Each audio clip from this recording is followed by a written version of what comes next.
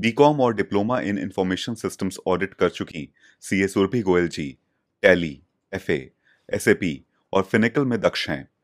Automobile dealership companies, real estate companies, medical institutions, hospitals आदि के internal audits में वृहद अनुभव और बहुत से इनकम टैक्स असाइनमेंट्स जैसे कंसल्टेंसी और इनकम टैक्स स्क्रूटनी केसेस में अपनी बहुमूल्य सेवाएं प्रदान कर चुकी CA Surabhi Goyal ji report drafting, presentation, client relationship management में भी एक्सपर्टीज रखती हैं।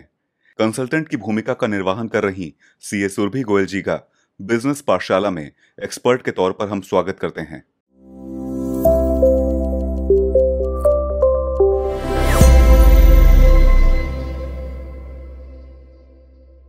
नमस्कार, मैं सुरभि गोयल, चार्टर्ड अकाउंटेंट, स्वागत करती हूँ आप सबका आज के सेशन में, जिसमें हम पेटेंट रजिस्ट्रेशन इन इंडिया इस टॉपिक के बारे में बात करेंगे। इस टॉपिक के डेप्थ में जाएंगे और पेटेंट रजिस्ट्रेशन क्या होता है, बेसिकली पेटेंट क्या होते हैं, इसके रजिस्ट्रेशन का क्या प्रोसेस है, किसी भी पेटेंट को रजिस्टर कराने के लिए उसमें क्या स्पेसिफिकेशंस होनी चाहिए, कब कौन सी चीज़ पेटेंट हो सकती है, उसमें क्या कैरेक्टरिस्टिक्स रिक्वायर्ड हैं, इन सारी चीज़ों के बारे में हम बात करेंगे।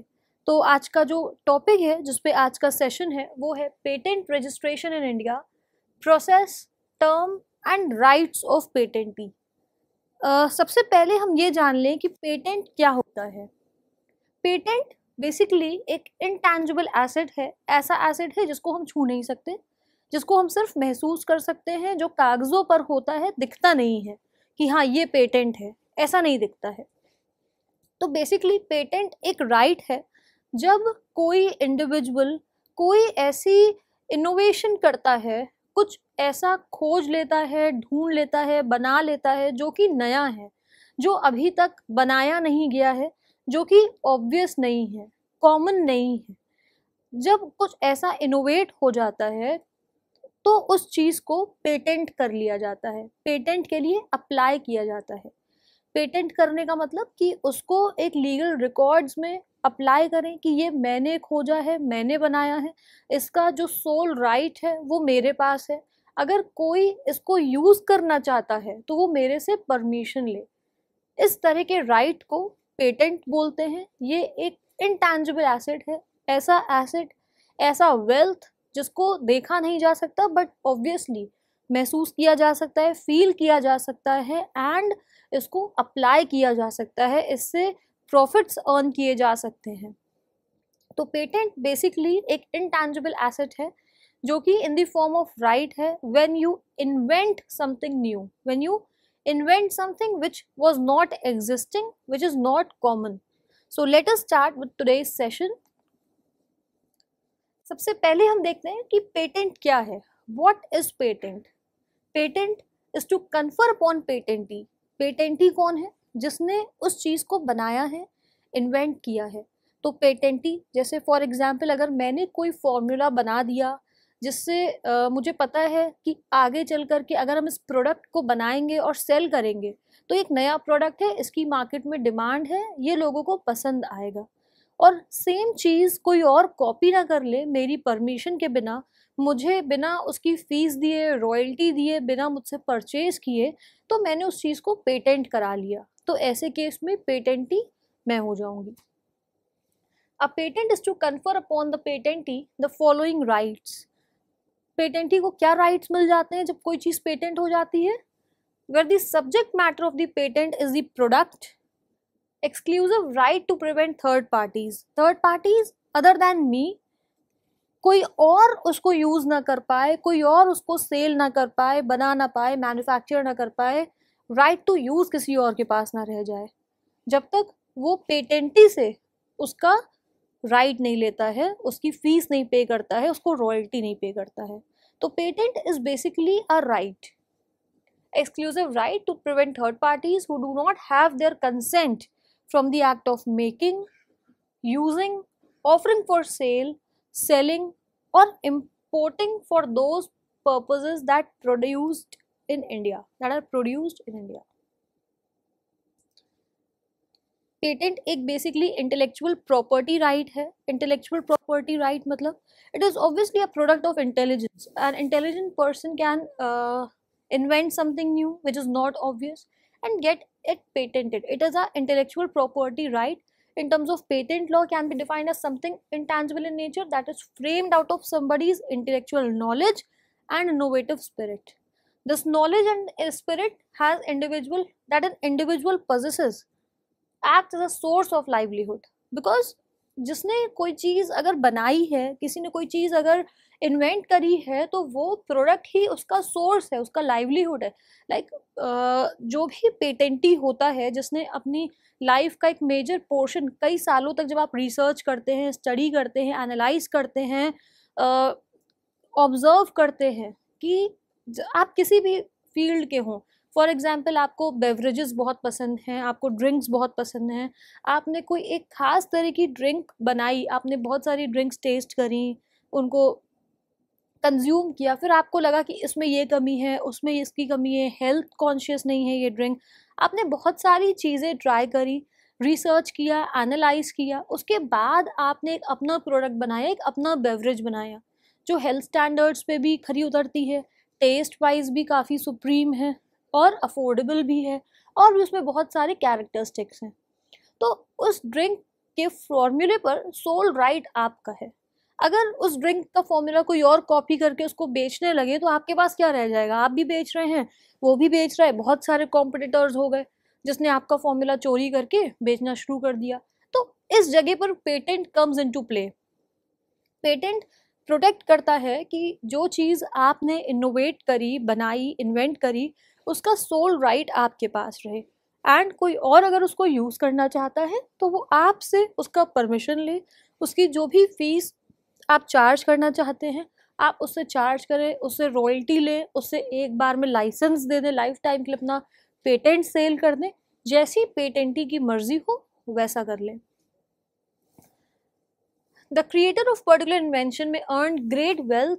जैसा हमने बात करी कि कोई भी पेटेंटी जो भी इनोवेट कर रहा है, जो भी बना रहा है, वो मैसिव वेल्थ भी अर्न कर सकता है, डिपेंडिंग कि उसका पेटेंट कितना ज़्यादा सक्सेसफुल है, कितनी ज़्यादा यूटिलिटी प्रोवाइड करता है इंडस्ट्री में, कितना कामयाब है, कितना प्रॉब्लम सॉल्विंग है. बिकॉज कोई भी चीज़ मार्केट में तभी रिक्वायर्ड होती है जब वो कोई एक एग्जिस्टिंग प्रॉब्लम को सॉल्व कर रही है.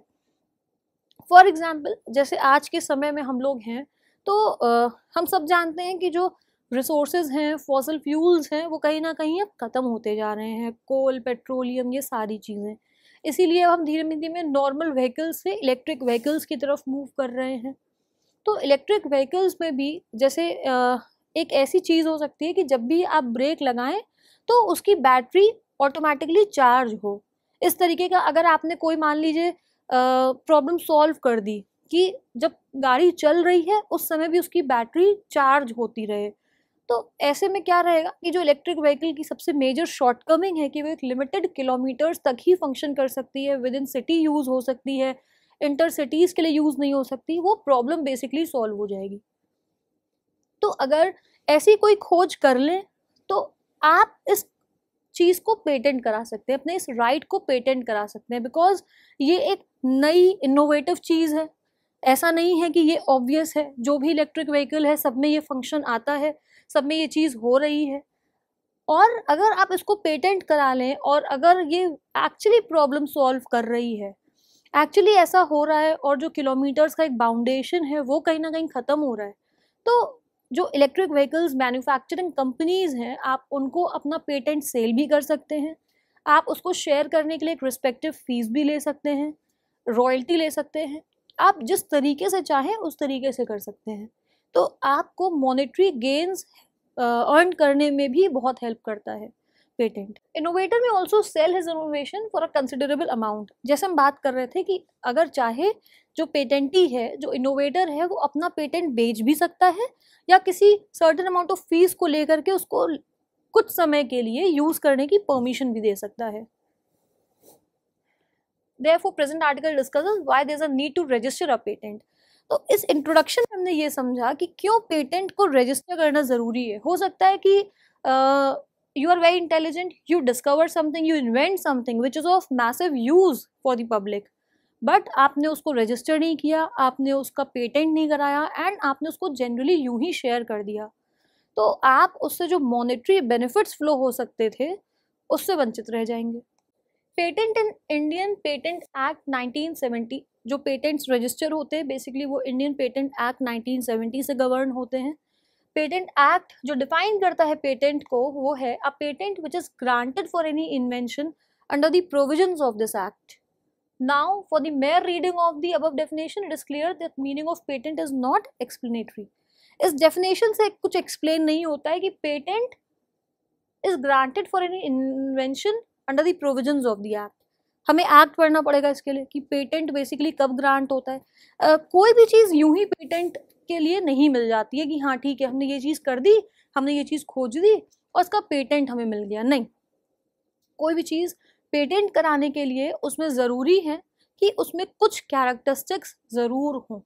क्या कैरेक्टरिस्टिक्स हो? सबसे पहली कैरेक्टरिस्टिक कि वो न्यू हो, नोवल हो। ऐसा नहीं है कि पहले से ये चीज़ चली आ रही थी, किसी ने पेटेंट नहीं कराई और हमने उसको पेटेंट करा के उसका सोचा कि हम राइट ले लें, नहीं। जो चीज़ ऑब्वियसली चली आ रही है, जो टेक्नोलॉजी ऑलरेडी चली आ रही है, अगर ऐसा ही कुछ है तो वो पेटेंट नहीं हो सकता है। पेटेंट होने के लिए ज़रूरी है जो भी इन्वेंशन है उसमें न्यूनेस हो, उसमें एक नोवेल्टी का फीचर हो, वो नई हो, जिससे अभी तक समाज नहीं जानता, दुनिया नहीं जानती, उसमें एक न्यूनेस होनी चाहिए।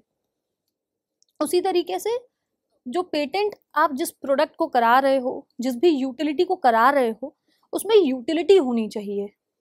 कोई भी यूजलेस चीज़ जो अभी तक खोजी नहीं गई थी हमने खोज दी, लेकिन उसका कोई ऐसा यूज़ नहीं है, कोई इंडस्ट्रियल यूज़ नहीं है, कोई भी यूज़ नहीं है, बिल्कुल यूजलेस है, उसका पेटेंट नहीं हो सकता।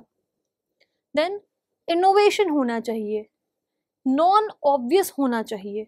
ऐसा नहीं है कि आपने ऐसी चीज़ खोज दी जो सब जानते हैं, जो कि कॉमन सेंस के थ्रू आती है, तो उसमें नॉन ऑब्वियसनेस होनी चाहिए। इनोवेशन होना चाहिए कि आपने कुछ क्रिएटिव खोजा है, बनाया है। खोजना तो नहीं बोलेंगे बिकॉज खोजना is discovery and that is something which was already existing. कुछ नया बनाया है, इन्वेंट किया है, तो न्यूनेस, इनोवेशन, नॉन ऑब्वियसनेस, ये सारे कैरेक्टरिस्टिक्स हैं जो कि आपके प्रोडक्ट में होने चाहिए जब आप किसी चीज़ के पेटेंट के लिए एप्लीकेशन मूव करते हैं। Patents in Indian Patent Act 1970. As per Indian Patent Act, a patent is only granted when a certain technology or product fulfills the following criteria. अब हम बात करते हैं इन क्राइटेरियाज की कुछ डेप्थ में, जो हमने अभी डिस्कस की है कि किसी भी टेक्नोलॉजी को, किसी भी फॉर्मूला को, किसी भी प्रोडक्ट को पेटेंट कराने के लिए ज़रूरी है कि वो इन क्राइटेरियाज पर खरा उतरे। सबसे पहली चीज़ आती है न्यू और novel. For the grant of patent any invention created has to be mandatorily novel in nature. ज़रूरी है कि उसमें न्यूनेस हो, एग्जिस्टिंग नहीं हो। Act uses the term novel invention in relation to the definition. Therefore, it is necessary to first define the term invention. That anything can be termed as invention when it is created through an inventive step. That is, introducing technical advances to the existing technology and giving out a product or process that is capable of industrial use. बहुत ज़रूरी है कि जो आप बना रहे हैं, कर रहे हैं, वो एक इन्वेंटिव हो, वो न्यूनेस हो, नोवल इन्वेंशन हो। नोवल इन्वेंशन का मतलब, नोवल मतलब न्यूनेस हो, उसमें नयापन हो, एग्जिस्टिंग नहीं हो वो प्रोडक्ट। इन्वेंशन बनाया गया हो, it has been invented through, हो सकता है कुछ एग्जिस्टिंग टेक्नोलॉजी यूज़ हो रही हो बट उसमें कुछ टेक्निकल एडवांसेस के साथ जो आपने इंट्रोड्यूस किया उसमें एक बेटर फंक्शन आ गया, बेटर यूटिलिटी आ गई, तो उसको पेटेंट करवा लिया आपने। Now a novel aspect. Act provides that invention is said to be novel when it is not anticipated in the document or used in India or the world before filing of the patent application. जब आप application file कर रहे हैं तब तक India में या world में किसी ने उसके लिए एप्लीकेशन नहीं फाइल की हो, किसी के नाम पे उसका पेटेंट ना हो, वो टेक्नोलॉजी यूज़ नहीं की जा रही हो। with the specified subject matter of the invention. What must be seen to consider the invention as the newness एक होनी चाहिए प्रोडक्ट में. हो सकता है कि कोई ऐसा फॉर्मूला है, कोई ऐसा प्रोडक्ट है जो कहीं रिमोट एरिया में कोई यूज़ कर रहा था, बना रहा था, कुछ भी है, बट उसने पेटेंट एप्लीकेशन नहीं फाइल करी, और वर्ल्ड में किसी और ने भी उस चीज़ को अभी तक जाना नहीं है, समझा नहीं है, ना इंडिया में किसी ने उसको जाना है, समझा है. आपने उस प्रोडक्ट को देखा, आप उसको कुछ बेहतर बना सकते हैं. आपको लगता है कि आप अपनी टेक्नोलॉजिकल अंडरस्टैंडिंग से उसको एक बेटर आइडिया के रूप में प्रेजेंट कर सकते हैं, बेटर प्रोडक्ट बना सकते हैं. तो आप उसको एक लीगल टेक्निकल डॉक्यूमेंटेशन करके प्रॉपर उसका पेटेंट तब भी फाइल कर सकते हैं. बिकॉज जब तक कोई चीज़ रजिस्टर्ड नहीं है in the eyes of law, तब तक वो माना जाएगा कि वो एग्जिस्टिंग नहीं है, वो नोवल है, अगर वो वाइड स्प्रेडली यूज़ नहीं हो रहा है. कोई ऐसी चीज़ है, अब जैसे फॉर एग्जाम्पल शिकंजी है, नमक, चीनी और पानी, नींबू, ये एक बहुत ही नॉर्मल ड्रिंक है जो कि पूरे इंडिया में हर जगह मिलती है, बिकती है. आप चाहिए इसका पेटेंट करा लें, तो क्योंकि इतनी वाइड स्प्रेड नॉर्मल चीज़ है, इसका पेटेंट नहीं होगा. बट कोई ऐसी चीज़ जो कि वाइड स्प्रेड नहीं है, कोई उसके बारे में जानता नहीं है, बट एग्जिस्टिंग है, रजिस्टर्ड नहीं है, आप उसमें कुछ अपना टेक्निकलिटी ऐड करके उसको एक बेटर फॉर्म में प्रेजेंट करके उसका पेटेंट करा सकते हैं. तो बहुत ज़रूरी है किसी भी चीज़ का पेटेंट कराने के लिए कि उसमें न्यूनेस हो, नोवेल्टी का कैरेक्टरिस्टिक हो. Then the second characteristic is inventive step. Invention shall only be patented when it involves an inventive step. Inventive step का मतलब है advancement to an invention's technicality which is new and different from existing technology. जो भी existing technology है उससे ज़्यादा, उससे new हो, different हो, inventive हो, जिसमें आपने अपनी इंटेलिजेंस लगा रखी है, तभी ये इंटेलेक्चुअल प्रॉपर्टी के अंदर आता है पेटेंट. तो इन्वेंटिव स्टेप होना ज़रूरी है.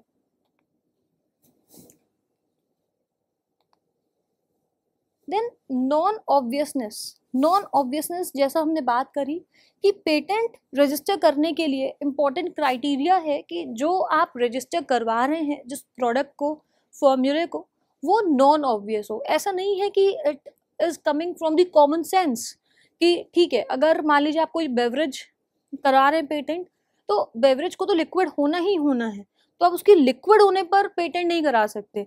जो चीज़ कॉमन सेंस से डराइव हो रही है उसको हम पेटेंट नहीं करा सकते. हमें उसमें जो एक फीचर लेकर के आना है, जिस भी हम प्रोडक्ट को, टेक्नोलॉजी को पेटेंट करा रहे हैं, दैट इज़ नॉन ऑब्वियसनेस, ताकि उसमें पता चले कि हाँ, जो आप पेटेंट करा रहे हो उसमें आपकी इंटेलिजेंस लग रही है, वो एक इन्वेंटिव चीज़ है जिसको बनाया गया है, जिसको इन्वेंट किया गया है. ऐसा नहीं है कि ये नेचर में एग्जिस्ट कर रही थी, हमने देखा अच्छा ऐसा है तो लॉ इसको पेटेंट करा ले. नहीं, the efforts should be seen. ऐसा होना चाहिए कि पता लगे कि हाँ, हमने इस टेक्नोलॉजी को बनाया है जिससे ये सर्टेन चीज़ जो अभी तक किसी को पता नहीं थी, अगर हम कुछ चीज़ों को साथ में ले आए, कर ले इस तरीके से, तो इससे हमारी ये प्रॉब्लम सॉल्व हो जाएगी. तो एक नॉन ऑब्वियसनेस का फीचर होना चाहिए जब आप किसी भी प्रोडक्ट को, किसी भी टेक्नोलॉजी को पेटेंट करा रहे हैं.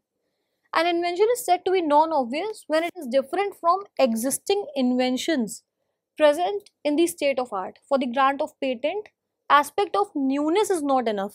सिर्फ नयापन ज़रूरी नहीं है, बहुत ज़रूरी है कि वो नॉन ऑब्वियस भी हो, सिर्फ कॉमन सेंस से डराइव नहीं हो रही हो. What has to be seen is that it also comprises elements that are undoubtedly different from existing inventions. Existing invention से डिफरेंट होने चाहिए ताकि उसमें न्यूनेस रहे, प्लस उसमें नॉन ऑब्वियसनेस रहे. इन अ पर्टिकुलर केस, जैसे उसमें केस का एग्जाम्पल दिया गया है, it was held that a non obvious invention is that which is beyond the thinking of a mayor person working in the field. अगर हम किसी भी इंडस्ट्री में जिसमें हम अपना पेटेंट रजिस्टर करवा रहे हैं, जैसे अलग अलग इंडस्ट्री हो सकती है, हो सकता है फूड इंडस्ट्री में हो सकता है इलेक्ट्रिक व्हीकल की इंडस्ट्री में हो, किसी भी इंडस्ट्री में हो सकता है, तो नॉन ऑब्वियसनेस बेसिकली एक ऐसा कैरेक्टरिस्टिक है कि कोई इंसान जो इलेक्ट्रिक मोटर्स की कंपनी में काम कर रहा है, उसको ऐसा ना हो कि हाँ ये ऑब्वियस है, जो उस रिलेटिव इंडस्ट्री के लोग हैं उसको उनको ये नहीं लगना चाहिए कि हाँ ये तो ऑब्वियस है, इसमें कौन सी नई बात हो गई, इसमें कौन सा नया इन्वेंशन हो गया जो पेटेंट कराने की बात है। अगर हम इन सारी चीज़ों को करेंगे तब तो ऐसा होना ही है। तो एक कॉमन सेंस या कॉमन चीज़ नहीं होनी चाहिए, there should be a newness plus there should be a non obviousness. What is to be noted that invention should be something that sets standard and technology apart from existing trends that are not natural and usual. अब non obviousness के लिए कुछ points हैं जो consider करते हैं।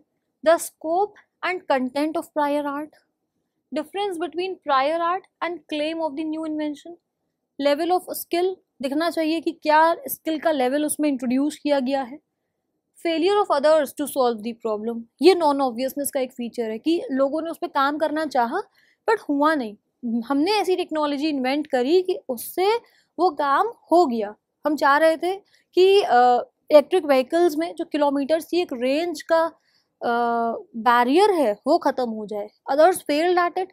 आई invented a technology जिसमें हुआ कि अगर हम ब्रेक जब जब लगाएंगे तब तक उसका जो बैटरी है वो चार्ज होगा, तो जब जब गाड़ी चल रही है उस दौरान भी उसकी बैटरी चार्ज होती जाएगी। This is a newness feature, this is a non obvious feature. तो ये चीज़ पेटेंट, ये टेक्नोलॉजी पेटेंट हो सकती है। तो failures of others to solve the problem, long unsolved problems related to the related field. Then the next criteria which a patent application has to fulfill is industrial application. जैसे हमने बात करी कि patent should be of some use to the industry. ऐसा नहीं है कि आपने कोई भी चीज़ खोजी, कोई भी चीज़ इन्वेंट करी और उसका कोई यूज़ नहीं है। ठीक है, आपने बनाई, वो बस बनी हुई है, उसका कोई यूज़ नहीं है, कोई प्रैक्टिकल एप्लीकेशन नहीं है, तो उसके लिए पेटेंट नहीं फाइल हो सकता है, उसके लिए पेटेंट एप्लीकेशन नहीं दाखिल की जा सकती है। Section 2, subsection 1, subclause AC provides that the invention is said to be of industrial applicability when it is capable of being made or used in the industry. एक practical scope होना चाहिए उस टेक्नोलॉजी में कि वो put to use हो पाए for the industry. Term industrial application refers to the use of the invention sought to be patented.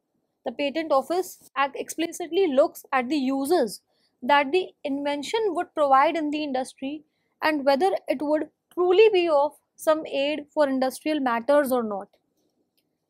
किसी भी इंडस्ट्री में जब पेटेंट फाइल होता है किसी भी रिलेटेड एरिया में, चाहे फार्मा में हो, चाहे मैकेनिकल में हो, चाहे किसी भी फूड इंडस्ट्री में हो, तो ज़रूरी है कि उसका एक प्रैक्टिकल एप्लीकेशन हो, वो सिर्फ इन थ्योरी, इन एकेडमिक्स ना हो, वो इंडस्ट्रियल यूज़ के लिए पॉसिबल हो, उसमें वो प्रैक्टिकल फीचर होना चाहिए।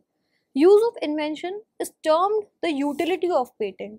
If the inventor who sought his invention for a patent cannot satisfy himself as to how invention contains potential for industrial use, then the invention will not be patented, because it is a rule that creation must have its fundamental use in the relative industry. Patent कराने के लिए as पर Indian patent act it is an important criteria कि जो भी invention, जो भी technology patent के लिए प्रपोज की गई है उसका एक इंडस्ट्रियल यूज़ होना चाहिए, प्रैक्टिकल यूज़ होना चाहिए, तभी वो पेटेंट करवाई जा सकती है। अब एक केस लॉ दिया गया है कि एक पर्टिकुलर केस में industrial application was best defined. The phrase capable of industrial application must carry with it a meaning of trade and manufacture in its broadest sense. And there must be profit to be made, since no industry will make use of something which would be useless. कोई भी चीज़ अगर वो practical नहीं है, useless है, बस theory में prove कर दी गई है, जिसका इंडस्ट्री में कोई यूज़ नहीं है, तो उसको पेटेंट करने का कोई फ़ायदा नहीं है। Further, in Lakhpat Rai versus Shri Kishan Das, Allahabad High Court termed industrial use of the intention as its industrial use of invention as its utility.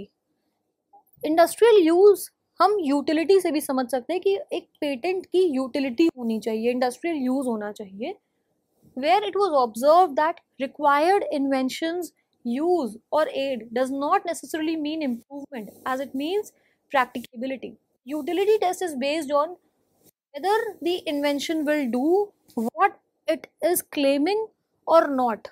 तो बहुत ज़रूरी है कि जो पेटेंट फाइल हो रहा है और जो क्लेम कर रहा है कि ये टेक्नोलॉजी ऐसा ऐसा कर देगी, तो उसमें एक प्रैक्टिकल फीचर होना चाहिए, यूटिलिटी होनी चाहिए, ताकि समझ में आए कि हाँ जो ये क्लेम कर रही है वो एक्चुअली करेगी। अब हम आते हैं कि हमें पेटेंट रजिस्टर करवाने की रिक्वायरमेंट क्या है। पेटेंट रजिस्टर कराने की सबसे पहली रिक्वायरमेंट तो ये है कि हम एक अपना उस पर राइट हक सिद्ध कर ले कि ये टेक्नोलॉजी हमने बनाई है, इसको हमने इन्वेंट किया है, ताकि जब कोई और उस टेक्नोलॉजी को कॉपी करे तो हमारे पास एक राइट हो उसको रोकने का कि ये टेक्नोलॉजी सबसे पहले हमने बनाई थी, हमने इसको इन्वेंट किया था, हमने इसको रजिस्टर कराया है, तो आप हमसे बिना पूछे हमारी बिना परमिशन के यूज़ नहीं कर सकते हैं। तो अपनी जो इंटेलेक्चुअल प्रॉपर्टी है उसको सेव करने का, उसको सिक्योर करने का सबसे इम्पॉर्टेंट, सबसे महत्वपूर्ण तरीका है कि आप अपनी टेक्नोलॉजी का पेटेंट करा लें। सबसे पहला यूज़ ये है। देन आप उससे मॉनेटरी गेन्स कमा सकते हैं। दूसरा यूज़ ये है, अगर आप अपने टेक्नोलॉजी को पेटेंट नहीं कराएंगे और कोई और उसको यूज़ करना चाहेगा तो आराम से यूज़ कर सकता है, because there is no legal patent on that. तो इसलिए बहुत ज़रूरी है कि आप उसे पेटेंट कराएं। जब कोई उसे कॉपी करना चाहे तो आप रोक सकें उसको लीगली, एंड उसको यूज़ करने के लिए आप उसे फीस, रॉयल्टी, सेल कंसिडरेशन जो है वो चार्ज कर सकें। तो सबसे पहला जो बेनिफिट है पेटेंट कराने का या इम्पोर्टेंस है पेटेंट कराने के लिए, वो है protection and possession. Because this is a technology ridden area, चीज़ें बहुत जल्दी वायरल पब्लिक हो जाती हैं, तो बहुत ज़रूरी है हम जो भी कुछ बना रहे हैं अगर वो एक successful, innovative, non obvious, of industrial use research है, प्रोडक्ट है, तो उसे पेटेंट कराया जाए। In this technology ridden area where all businesses are driven by high technology, it is essential for the innovators to protect their knowledge, since it is the only tangible asset that is responsible for all the operations because of this created technology. तो बहुत ज़रूरी है running business operations के लिए अपनी technology को protect करना, secure करना from other players in the industry.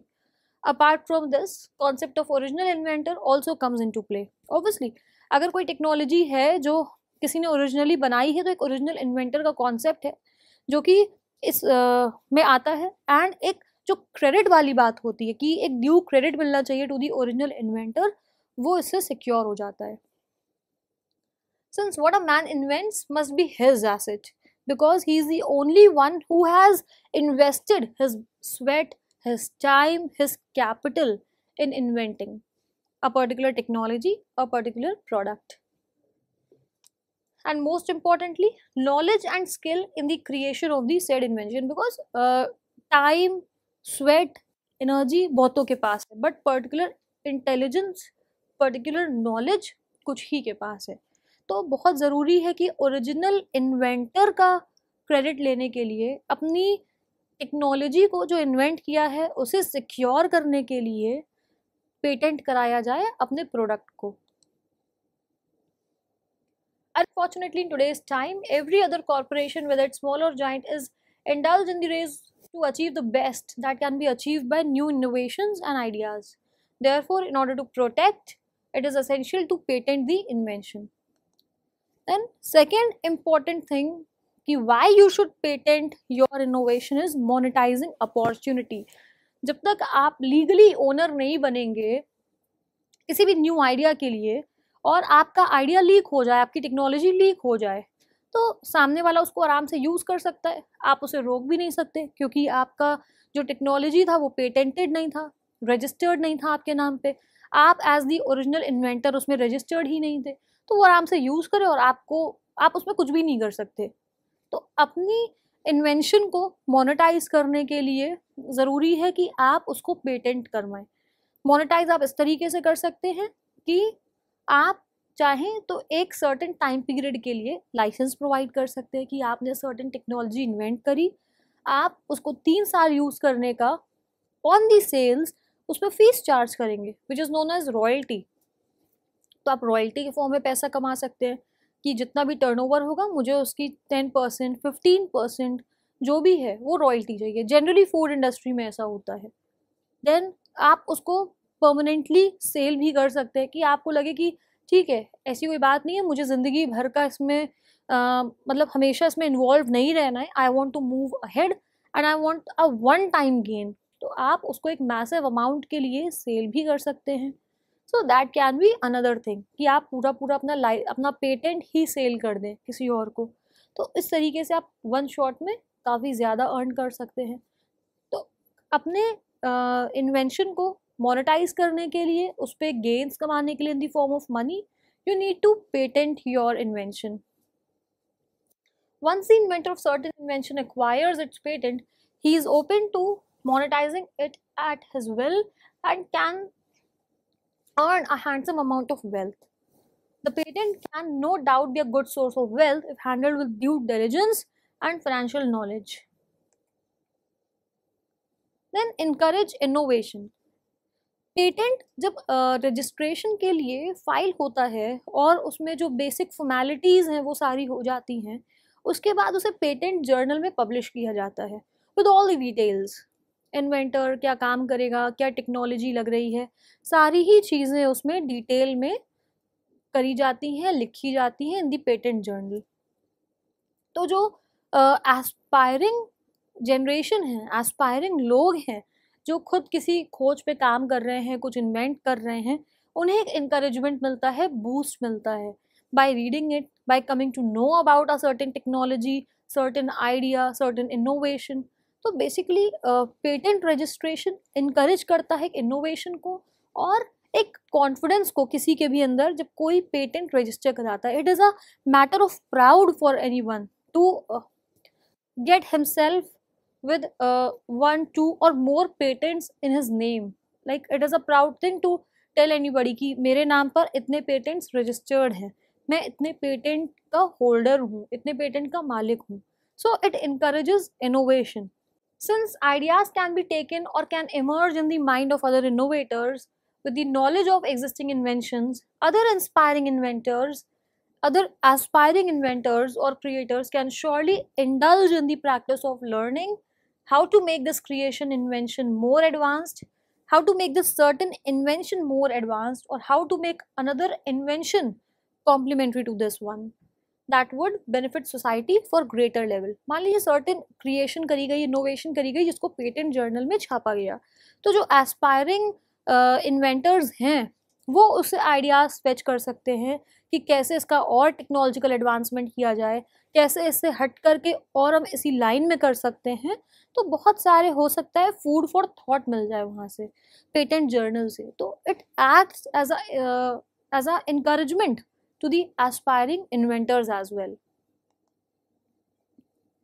तो हमने डिस्कस किया कि सबसे पहले तो पेटेंट क्या होता है, उसके बाद पेटेंट करवाने के लिए क्या कैरेक्टरिस्टिक्स इम्पॉर्टेंट हैं आपके टेक्नोलॉजी में, आपके रिसर्च में, आप जो भी चीज़ को पेटेंट कराना चाह रहे हैं। फिर हमने डिस्कस किया कि क्यों इम्पोर्टेंट है आपको पेटेंट कराना, क्या बेनिफिट्स हैं जो आपको पेटेंट कराने से मिल जाएंगे। अब हम देखते हैं क्या ऑफिस ज्यूरिसडिक्शंस हैं इंडिया में पेटेंट फाइलिंग के लिए। इंडिया में कुल 4 ऑफिसेज हैं जहां पेटेंट एप्लीकेशन के ऑफिसेज हैं। सबसे पहले मुंबई पेटेंट ऑफिस, यहाँ पे Maharashtra, Gujarat, Madhya Pradesh, Goa, Chhattisgarh and union territories of Daman and Diu, Dadra Nagar Haveli, इनकी एप्लीकेशंस अगर इन स्टेट्स के आप हैं, आप बेसिकली यहाँ से ओरिजिनेट होते हैं, तो आपकी एप्लीकेशन मुंबई पेटेंट ऑफिस में फाइल होंगी। ज्यूरिसडिक्शन आपका मुंबई पेटेंट ऑफिस आएगा। देन अगर Andhra Pradesh, Karnataka, Kerala, Tamil Nadu and union territories of Pondicherry and Lakshadweep है तो आपका चेन्नई पेटेंट ऑफिस में ज्यूरिसडिक्शन आएगा।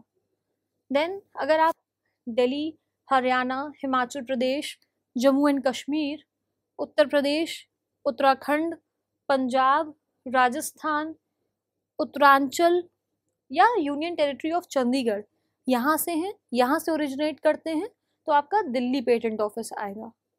अगर इसके अलावा कहीं और है लाइक 7 स्टेट्स या फिर ओडिशा, इन सब का patent office Kolkata patent office में आएगा। द रेस्ट ऑफ इंडिया, जो स्टेट्स इसमें कवर्ड नहीं है, उनका पेटेंट ऑफिस कोलकाता में आएगा।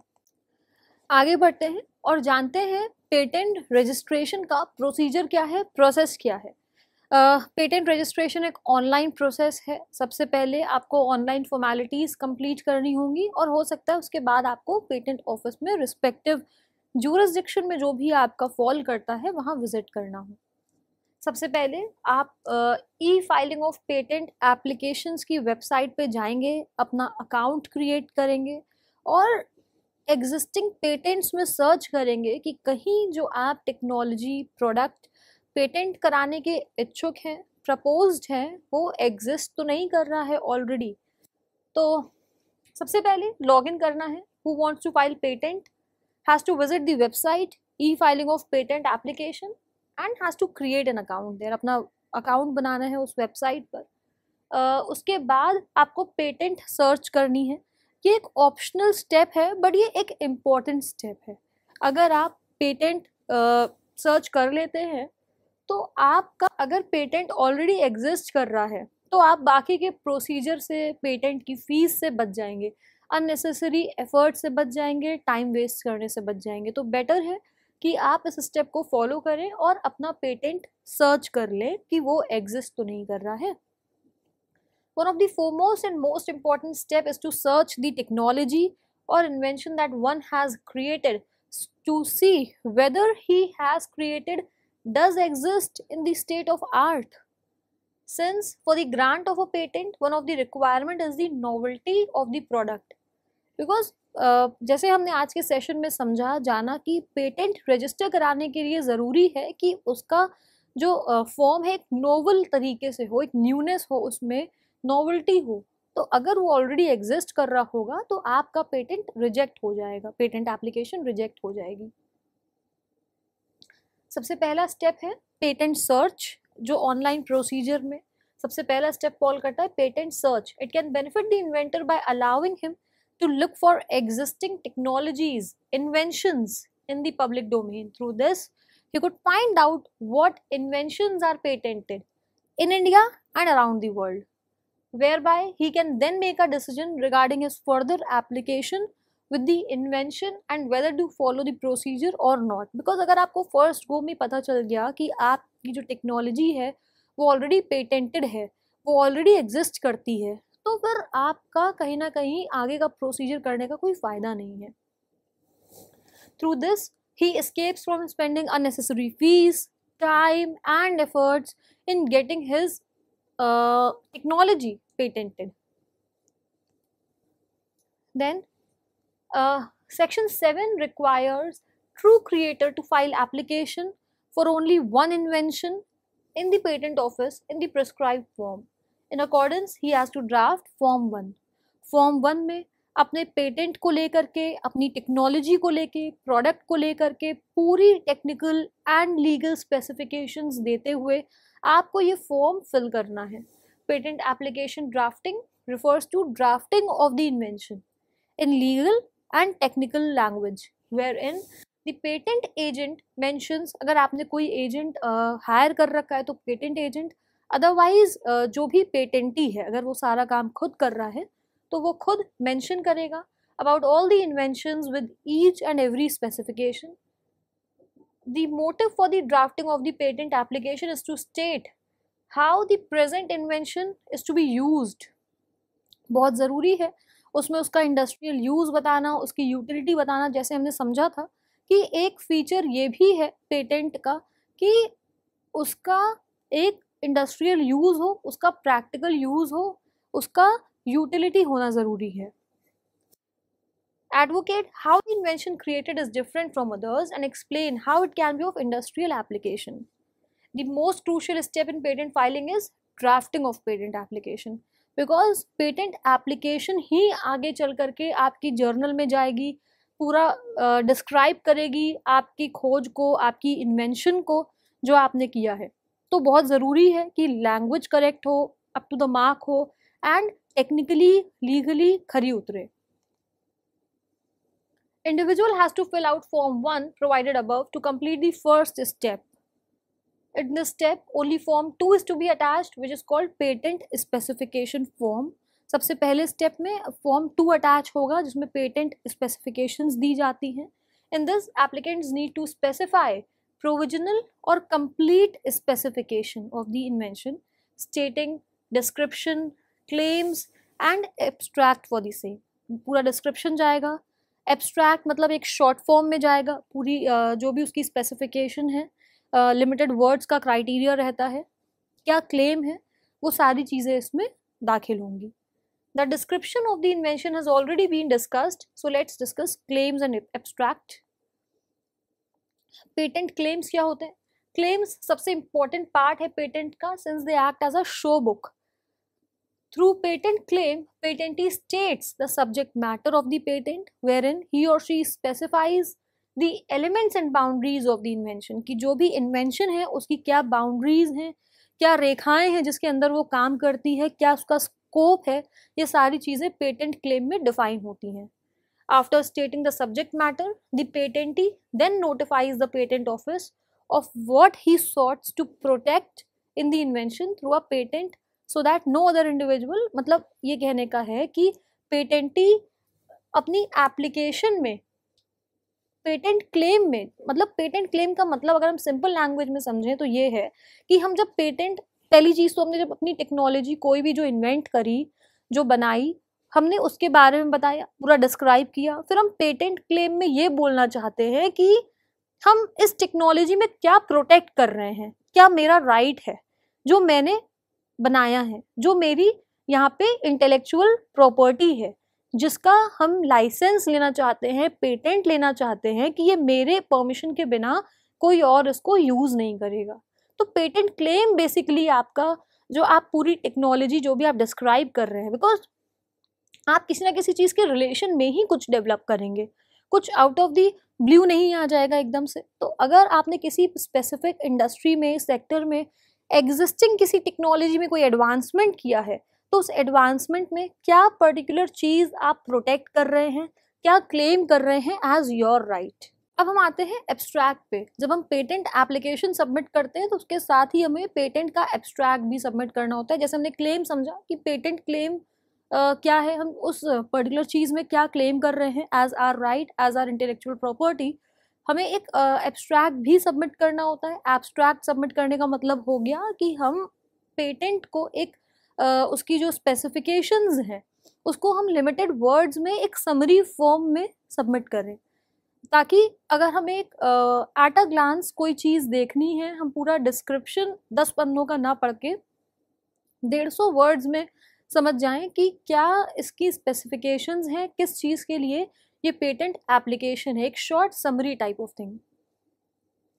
Abstract must be submitted with the patent application. Patent rules define patent abstract as a short version of the description of the application, where the applicant needs to provide short title which is not more than 15 words. Present rule further provides that abstract shall describe technical field to which invention belongs, technical advancement of the invention as compared to existing knowledge and principal use of the invention. ये सारी चीज़ें 150 words के अंदर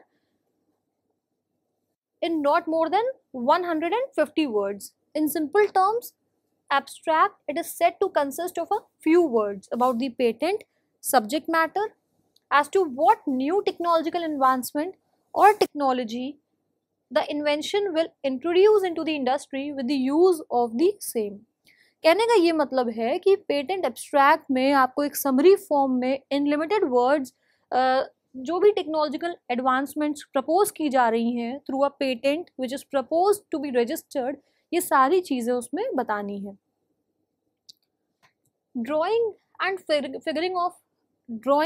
figure of abstract. Rule of the patent states that at least one copy of the invention's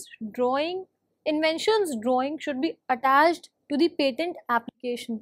patent application के साथ जो भी आप पेटेंट कराने जा रहे हैं उसकी एक ड्राइंग, एक फिगर भी अटैच होना चाहिए. The patentee produces the drawing in a PDF format followed by production of the abstract figure in JPG format. ये कुछ स्पेसिफिकेशंस है. जनरली जब हम पेटेंट फाइल करते हैं तो हमें एक पेटेंट एजेंट भी अपने लिए हायर करना होता है जो हमारे लिए इन टेक्निकलिटीज़ का ध्यान रखे, बिकॉज उसका काम ही यही है, वो उसी का कंसल्टेंट है, एक्सपर्ट है. तो बेटर रहता है कि हम एक एजेंट हायर कर लें ताकि वो जो ये टेक्निकलिटीज़ हैं उनमें हमारी हेल्प कर सके. And obviously confidentiality is the prime thing to be seen while indulging a consultant. Statement and undertaking. Section 8 of the Patent Rule of the Act and Rule 12 of the rules govern the provision regarding statement and undertakings. Section 8 elucidates that patentee must provide a statement regarding any other application that he has filed within India or outside India regarding the same patent. तो बहुत ज़रूरी है कि आप undertaking में ये बता दें कि आपने जो एप्लीकेशन आप अभी दे रहे हैं उसके लिए आपने कहीं बाहर भी इंडिया के कोई एप्लीकेशन तो नहीं दाखिल कर रखी है पेटेंट रजिस्ट्रेशन के लिए. Any other application that he has filed outside India providing the particulars about same और substantially similar invention. It is necessary for patentee to notify the office about same within 6 months of the patent's application filing date. जब ये application file हो रही है, अगर आप उसके बाद भी बाहर कहीं एप्लीकेशन फाइल करते हैं for obtaining patent world wide, तो आपको उसको जो पेटेंट ऑफिस है उसको उससे वाकिफ कर देना है, बता देना है. Section 8 further makes it mandatory for the patentee to produce undertaking of the patent controller to give a timely update regarding the filing of any application outside India. तो स्टेटमेंट अंडरटेकिंग में बेसिकली आपको बता देना होता है कि अगर आपने कोई एप्लीकेशन सेम चीज़ के लिए कहीं और भी दाखिल कर रखी है तो. पावर ऑफ अटॉर्नी जैसा हम सब जानते हैं कि बेसिकली एक ये ऑथराइजेशन दे देना है अपने बिहाफ पे. तो आपने अगर कोई एजेंट हायर कर रखा है तो आप उसे पावर ऑफ अटॉर्नी देते हैं कि आपके बिहाफ पर वो अपीयर हो पाए, डाउट्स क्लियर कर पाए, जो भी क्वेरीज हैं उनका जवाब दे पाए, प्रेजेंट हो पाए. तो patentee is required to give a power of attorney in case patent agent is assigned. Power of attorney plays a crucial role in grant of the patent since the patentee acts through his legal document and only gives authority to his agent to act on his behalf. Declaration of inventorship. Section 28 specifies person filing the patent must be the true inventor, first inventor of the technology जिसको patent कराया जा रहा है. ज़रूरी है कि ये declaration file हो जाए. And for the same he has to file a declaration in form 5 where the true inventor makes a declaration that he is the original and first inventor या joint inventor of the invention. उसके बाद last step में आपको fees payment करनी है. इस तरीके से आपका पहला प्रोसेस कंप्लीट हो जाता है. नेक्स्ट स्टेप पर आते हैं. Rule 24 of the patent talks about the publication of patent application. जब आप अपनी लॉगिन बना लेते हैं, सब चीज़ें डिक्लेयर कर देते हैं, अंडरटेकिंग दे देते हैं, क्लेम सबमिट कर देते हैं, एब्स्ट्रैक्ट सबमिट कर देते हैं, डिटेल लीगल टेक्निकल लैंग्वेज में पूरी एप्लीकेशन बना के दाखिल कर देते हैं, उसके बाद आपका जो पेटेंट एप्लीकेशन है वो ऑफिशियल जर्नल में छपने के लिए जाता है. जब आपकी एप्लीकेशन एक बेसिक क्राइटेरिया को फुलफिल कर देती है, सबमिट हो जाती है, उसके बाद talk about the publication of patent application in official journal which provides that after the expiration of 18 months patent application will be made available to the public. After submission of the above stated documents and forms after expiration of 18 months from the date of filing of application is officially published in the journal where the title, abstract, application number, name, etc. are mentioned. सारी details दे दी जाती हैं patent journal में, जिसमें patent journal में पूरी application एक तरीके से जो भी पेटेंट अप्लाई हो रहा है उसकी डिटेल्स प्रिंट होती हैं कि पेटेंट किस बारे में है, इन्वेंटर कौन है, पेटेंट रजिस्ट्रेशन, एप्लीकेशन नंबर क्या है, ये सारी चीज़ें. स्टेप 3 में क्या होता है, rule 55 provides that after publication in the patent journal the said application is open for any opposition. Because patent journal में इसलिए प्रिंट होता है कि अगर किसी को अपोज करना है उस एप्लीकेशन को कि नहीं इस पे तो मैंने ऑलरेडी क्लेम ले रखा है, ये यहाँ से कॉपीड है, मिलता जुलता क्लेम मेरे पास ऑलरेडी है, तो एक तरीके से इनवाइट किया जाता है जनरल पब्लिक को पेटेंट जर्नल के थ्रू कि उस पर अगर किसी को अपना ऑपोजिशन जाहिर करना है, ऑपोजिशन क्लेम करना है, तो वो कर पाए। is open for any opposition by any person within 3 months from the date of publication or before the grant of patent, along with the statement, evidence and request for hearing of the opposition। तो इस तरीके से रहता है कि पहले तो आप एप्लीकेशन सबमिट करते हैं, जब वो एप्लीकेशन बेसिक लेवल्स को क्लियर कर लेती है उसके बाद पेटेंट जर्नल में छपती है, उसके बाद 3 महीने का समय रहता है कि जो भी जनरल इन्वेंटर्स हैं, पब्लिक है, वो उस पर ऑपोजिशन चाहें तो फाइल करने with all the requisite documents, evidence की किस बेसिस पे ये क्लेम फाइल किया जा रहा है। Upon receiving opposition the applicant will file the statement. फिर उसके बाद जब ऑपोजिशन आएगा तो जो एप्लीकेंट है पेटेंट का, जो फ्यूचर पेटेंटी है, वो अपना उस पर एविडेंस देगा, अपना जवाब देगा कि नहीं कैसे मैं ओरिजिनल इन्वेंटर हूँ, ये सारी चीज़ें होंगी। जो भी उस हियरिंग में जीतेगा, मतलब अगर ऑपोजिशन जीतता है तो पेटेंट की एप्लीकेशन रिजेक्ट हो जाएगी, अगर ऑपोजिशन लूज करता है तो पेटेंटी फर्दर पेटेंट उसको मिल जाएगा। तो इस तरीके से ये प्रोसेस आगे बढ़ता है। Section 25 provides that if same opposition is filed after the grant of patent, और कई बार होता है कि पेटेंट मिलने के बाद उस पर ऑपोजिशन आता है, तो it is called post grant opposition. Here interested party files an opposition against granted patent in form 7 within 1 year from the grant of patent. Request for examination. In order to protect the invention as per rule 24B, applicant has to file a request for examination of the patent within 48 months from the date of filing of application. Request for examination इसलिए file करते हैं ताकि जो basic criterias हैं patent application के लिए कि किसी भी पेटेंट को रजिस्टर होने के लिए उसमें जिन कैरेक्टरिस्टिक्स की हमने बात की थी, नॉन ऑब्वियसनेस, न्यूनेस, ये सारी चीज़ें उसमें एग्जिस्ट करती हैं कि नहीं, यूटिलिटी है कि नहीं, इंडस्ट्रियल यूज़ है कि नहीं, ये सारी चीज़ें, इसके लिए एग्जामिनेशन की रिक्वेस्ट पेटेंट ही करता है ताकि एक बार थॉरो चेक हो जाए। Section 11B of the Act states no application for the grant of patent will be examined unless applicant requests the same. Where the application is not filed within above stated time period, application is treated as withdrawn by the applicant. Therefore, it is absolutely mandatory for the applicant to apply for examination if he truly wants his invention to be protected. Then first examination report. After request of examination, examiner at the patent office will thereby examine the invention to see whether it fulfills the essentials of the patent or not, जिनकी हमने बात की, जिन criterias की, novelty, inventiveness and industrial application. After examining, office will issue a first examination report and send it along with specifications to the applicant, highlighting objections, suggestions contained. Usually examiner sends the report within 1 month. Then the last step is after receiving the examination report, applicant को एक opportunity मिल जाती है अपना response submit करने की। अगर कोई objections आए हैं और अगर नहीं आए हैं तब तो patent मिल ही गया। And if controller finds responses submitted by the applicant satisfactory, the patent will be granted to the applicant. In case अगर जो responses हैं वो satisfactory नहीं है, फिर से query जाएगी, नहीं हुआ तो reject हो जाएगा।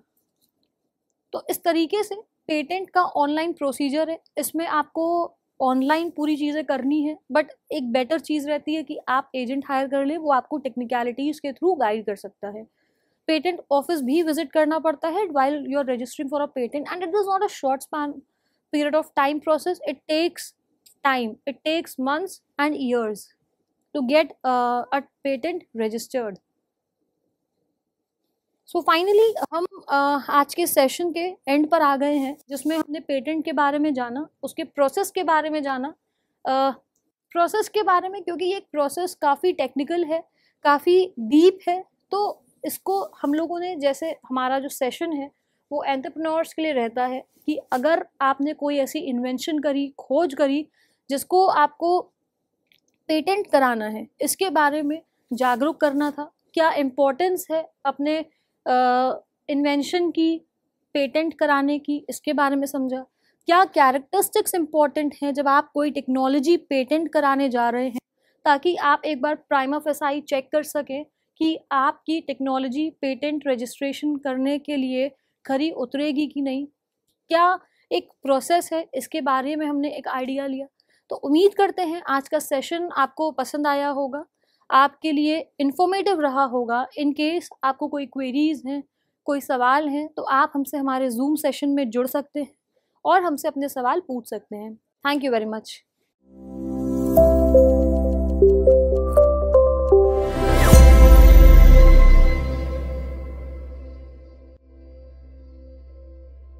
बिजनेस पाठशाला हमेशा आपके लिए कुछ नए और बेहतरीन बिजनेस आइडियाज लेकर आता है। ये आइडियाज आपको सफल व्यवसायी के रूप में एक अच्छा प्रॉफिट कमाने की ओर अग्रसर करते हैं। इसी श्रृंखला को आगे बढ़ाते हुए आज हम और आप जानेंगे metal product based business ideas के बारे में। आज का पहला business idea anchor hook manufacturing है। एंकर एक ऐसी वस्तु है जिसे हम चीजें होल्ड करने के लिए इस्तेमाल करते हैं। एंकर्स को मेटल से बनाया जाता है। बिना एंकर्स के किसी भी स्ट्रक्चर को प्रॉपर्ली होल्ड करने में समस्या होती है। इसलिए एंकर सेलेक्ट करने से पहले स्ट्रक्चर को अच्छे से एग्जामिन किया जाता है। बिल्डिंग्स और स्ट्रक्चर्स में बेस मटेरियल के स्ट्रक्चरल एलिमेंट्स को मेसनरी और कंक्रीट से कनेक्ट करने के लिए एंकर फास्टनर्स का इस्तेमाल किया जाता है। एंकर को भारी सामान सिक्योर और मूव करने के लिए एज अ हैंड टूल भी यूज किया जाता है। एंकर्स का मार्केट में बहुत स्कोप है, इसलिए इसका बिजनेस स्टार्ट करके आप एक सक्सेसफुल एंटरप्रेन्योर बन सकते हैं। इस बिजनेस में आप लगभग 20% से 25% प्रॉफिट अर्न कर सकते हैं। एंकर मैन्युफैक्चरिंग यूनिट में 400 से 500 पीसेस हर दिन बनाने के लिए आपको 22 से 27 लाख रुपए इन्वेस्टमेंट, 18 से 21 लाख रुपए मशीन कॉस्ट, 7 से 10 मैन पावर, 20 से 25 किलोवाट इलेक्ट्रिसिटी लोड और 2000 से 2500 स्क्वायर फीट एरिया की जरूरत होगी। आज का अगला बिजनेस आइडिया है स्क्रू मैन्युफैक्चरिंग। स्क्रूज से हम सभी फेमिलियर हैं। ये वो हार्डवेयर इक्विपमेंट हैं जिसे 2 या 2 से अधिक ऑब्जेक्ट्स को मैकेनिकली ज्वाइन करने के लिए यूज किया जाता है। स्क्रूज में हेड और थ्रेडेड शैंक्स होते हैं। पिनिकल को शैंक के डायमीटर से 1.5 से 2 गुना अधिक बनाया जाता है। स्क्रू को अच्छे से टाइट और होल्ड रखने के लिए डिफरेंट फॉर्म्स में बनाया जाता है। इन्हें कोल्ड या हॉट फॉर्जिंग से बनाया जाता है। हाउसिंग सेक्टर जैसे कई इंडस्ट्रियल डिपार्टमेंट्स में स्क्रूज की हाई डिमांड रहती है। घरों से लेकर बड़ी बड़ी इंडस्ट्रीज तक हर जगह स्क्रूज का यूज होता है। कई मशीन्स के इंस्टॉलेशन में भी इन्हें इस्तेमाल किया जाता है। इसीलिए इस बिजनेस का मार्केट पोटेंशियल बहुत स्ट्रॉन्ग है। इसे शुरू करके आप 20% से 25% तक मुनाफा कमा सकते हैं। हर दिन 800 से 900 केजी की प्रोडक्शन कैपेसिटी के साथ अगर आप इस बिजनेस को शुरू करते हैं तो इसके लिए आपको 2500 से 3000 स्क्वायर फीट एरिया, 20 से 25 किलोवाट पावर कनेक्शन, 12 से 15 मैन पावर, 25 से 27 लाख रुपए मशीन कॉस्ट और 37 से 42 लाख रुपए इन्वेस्टमेंट की आवश्यकता होगी। आज के सेगमेंट का तीसरा business idea stainless steel kitchen sinks manufacturing business है। किचन सिंक एक बाउल शेप्ड प्लम्बिंग फिक्सचर है जिसे आमतौर पर घरों में बर्तन और हाथ धोने के लिए इस्तेमाल किया जाता है। सिंक में स्टेनलेस स्टील यूज करने से चिप, क्रैक, फेड और स्टेन जैसी समस्याएं नहीं आती। सिंक में स्टेनलेस स्टील यूज करने से चिप, क्रैक, फेड और स्टेन जैसी समस्याएं नहीं आती हैं। स्टेनलेस स्टील सिंक्स स्टील के सीमलेस होने तक बेंडिंग और मोल्डिंग प्रोसेस से बनाए जाते हैं। स्टेनलेस स्टील रिलेटिवली लाइट होता है, बट उसमें कई स्ट्रॉन्ग प्रॉपर्टीज भी होती हैं, जिनके कारण अन्य मटेरियल से लार्जर और डीपर बोल्स तैयार होते हैं। स्टेनलेस स्टील को साफ करना ग्रेनाइट और सेरेमिक जैसे मटेरियल से आसान होता है। इन सभी फैक्टर्स की वजह से स्टेनलेस स्टील सिंक्स की मार्केट में हाई डिमांड है और आप इसका बिजनेस शुरू करके एक सफल व्यवसायी बन सकते हैं और साथ ही 11% से 15% एनुअल प्रॉफिट अर्न कर सकते हैं। Stainless steel sinks manufacturing business में अगर आप 160 पीसेस सिंक्स हर दिन बनाते हैं तो इसके लिए आपको 35 से 45 लाख रुपए इन्वेस्टमेंट, 20 से 30 लाख मशीन कॉस्ट, 10 से 15 मैन पावर, 4000 से 5000 स्क्वायर फीट एरिया और 40 से 50 किलोवाट इलेक्ट्रिक लोड की जरूरत पड़ेगी। आज के सेगमेंट का आखिरी business idea sheet metal enclosure and cabinet manufacturing business है। शीट मेटल कैबिनेट्स को कई इंडस्ट्रीज और पर्पसेस के लिए इस्तेमाल किया जाता है। जिस तरह ये कैबिनेट्स बनाए जाते हैं उसका इन्फ्लुएंस इनकी cost, manufacturing time, quality of design और ओवरऑल अपीयरेंस पर आता है। आमतौर पर कैबिनेट मेकिंग के दो प्रोसेस होते हैं, बिल्ड कैबिनेट्स और make cabinet doors. Cabinet manufacturing process को कैबिनेट स्प्लिटिंग लिस्ट या डिजाइन के साथ शुरू किया जाता है। किचन का डिजाइन और लेआउट CAD ड्राइंग्स की मदद से डिजाइनर द्वारा फाइनलाइज किया जाता है। इन कैबिनेट्स का इस्तेमाल सामान रखने के लिए किया जाता है और अगर आप इसका बिजनेस शुरू करते हैं तो ये आपके लिए बहुत ही शानदार बिजनेस साबित हो सकता है। इससे आप 25% से 30% एनुअल प्रॉफिट अर्न कर सकते हैं। 2000 से 2100 पीसेस पर डे कैपेसिटी के साथ अगर आप इस बिजनेस को शुरू करते हैं तो इसके लिए आपको 104 से 110 लाख इन्वेस्टमेंट, 84 से 87 लाख मशीन कॉस्ट, 14 से 18 मैन पावर, 2500 से 3000 स्क्वायर फीट एरिया और 25 से 30 किलोवाट पावर कनेक्शन की आवश्यकता होगी। तो ये थे आज के बिजनेस पाठशाला के बिजनेस आइडियाज। उम्मीद है कि ये सेगमेंट आपके लिए बेनिफिशियल साबित हुआ होगा। अभी आप जूम सेशन से जुड़कर डायरेक्ट एक्सपर्ट से कनेक्ट कर सकते हैं। जूम सेशन का लिंक आपको YouTube चैट बॉक्स में मिल जाएगा। धन्यवाद।